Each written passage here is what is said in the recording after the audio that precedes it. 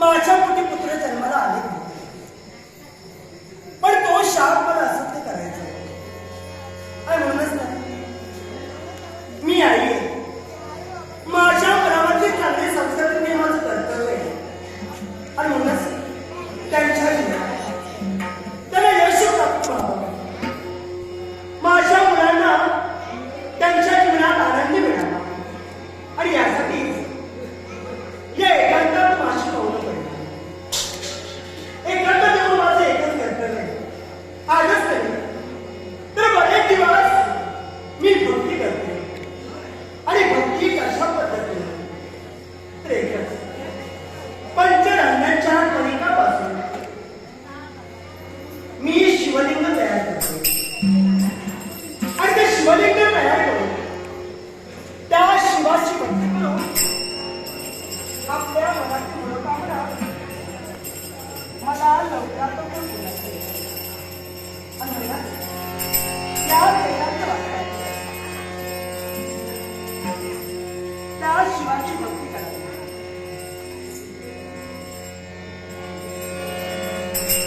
शिवाचा आशीर्वाद आपल्या मनात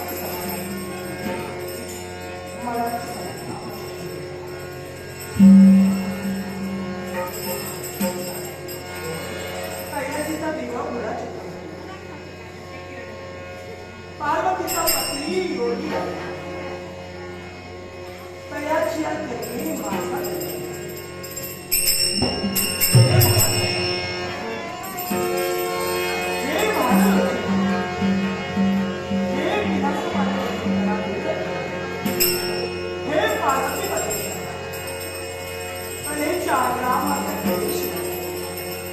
देवा तुझा सदैव माझ्या पाठीशी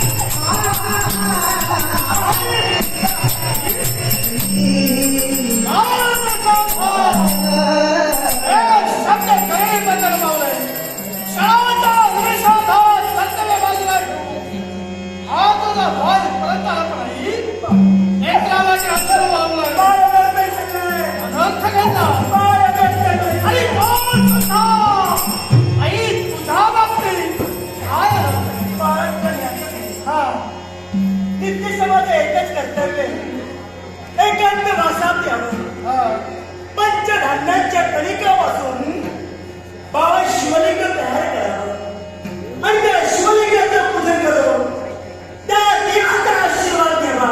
हे तुला नित्याचं कर्तव्य. पोरा मग आई या कर्तव्य आई आमच्याकडून कुठे कसं घडलं पाहून मग नेमकं घडलं का? तुला हा मी कहा दे काय म्हणू? पंचधान्यांच्या कणिकापासून जे शिवलिंग मी तयार केलं ते शिवलिंग आज एक शिवलिंगात दर्शन झालं आणि नेमकं शिवलिंग कुठं गेलो याची कल्पना मला नाही. असं कधीच घडलं नाही. काही कमलचं तुझे एक कनिष्ठ भक्ती सुरू आहे. त्या शिवलिंगावर एक लक्ष बिल्वपत्र उभारले. पण आई आजच्या लक्षात एका काय करावा? एका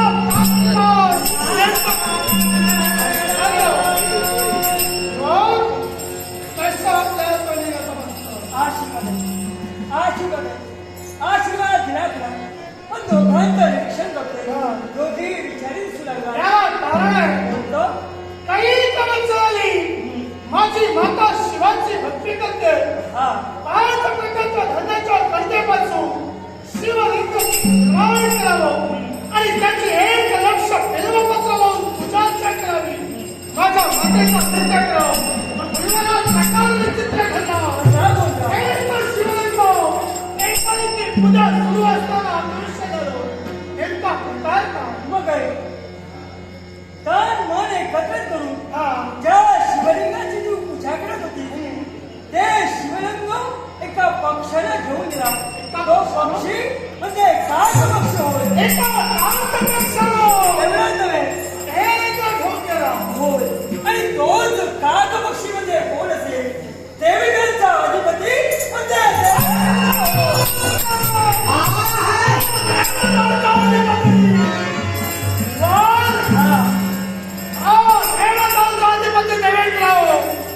जर का माझ्या मातेच्या भक्तीत खंड पडला असेल तर त्या देवेंद्राला याचा साधू विचारला नाही. पण काहीपेक्षा महत्वाचं आहे की माझ्या मातेची भक्ती हे शिवलिंग पाच धान्याच्या गरजेपासून केलं जातं आणि याच शिवलिंगाचं साक्षात गणना शिवाच्या आत्मलिंगावर केली जाते. ज्या देवेंद्राला हे कृपण केलं हे तुझा पिठापासून बनवलेला लिंग तो घेऊन गेला. चिंतामुक्त नको हा तुला पुत्राचा पराक्रम आहे. या क्षणी कैलास पर्वतातून नाही आणि साक्षात त्या शिवाचा आत्मलिंग कैलासापर्यंत तुझ्या पुत्रासाठी